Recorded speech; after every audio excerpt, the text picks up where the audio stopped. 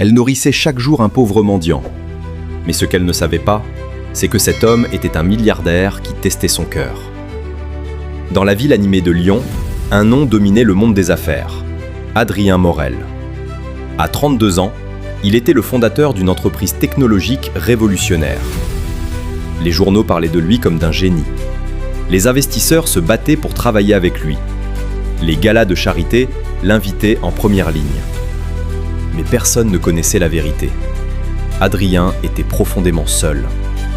Chaque femme qu'il rencontrait semblait plus intéressée par son compte en banque que par son cœur. Les compliments sonnaient faux. Les regards brillaient trop fort quand ils apprenaient son identité. Un soir, après une réception luxueuse où il avait entendu une invitée murmurer « Épouser Adrien Morel, c'est sécuriser sa vie pour toujours », il comprit qu'il ne pouvait plus continuer ainsi. Il voulait savoir si quelqu'un pouvait l'aimer, sans son argent. Pendant 1 mois, Adrien organisa tout en secret. Il confia temporairement la gestion de son entreprise à son bras droit. Puis il disparut.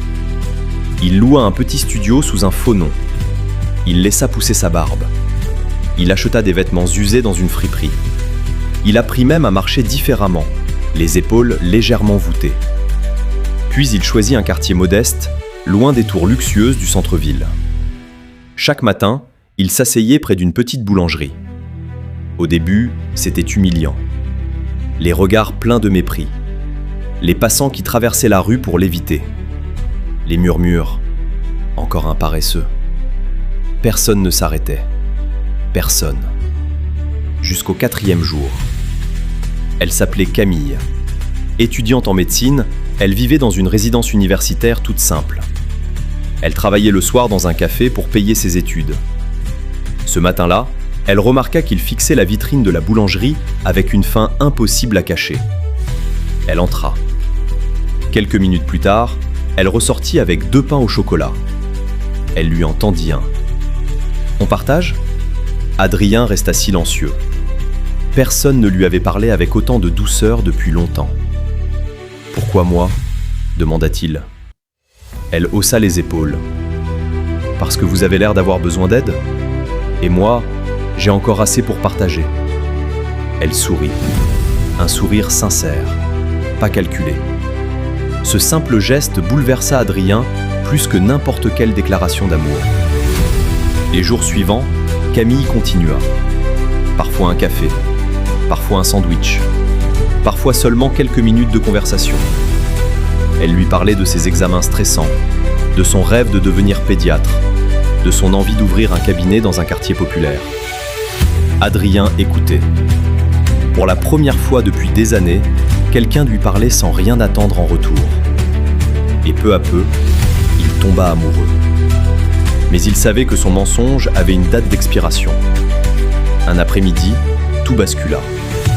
Une voiture noire s'arrêta brusquement devant la boulangerie. 2 hommes en costume sortirent précipitamment. « Monsieur Morel, c'est urgent. Le conseil d'administration menace d'annuler le projet si vous ne revenez pas immédiatement. » Camille, qui arrivait avec 2 cafés, entendit tout. « Monsieur Morel ?» Adrien se leva lentement. Il retira sa vieille veste.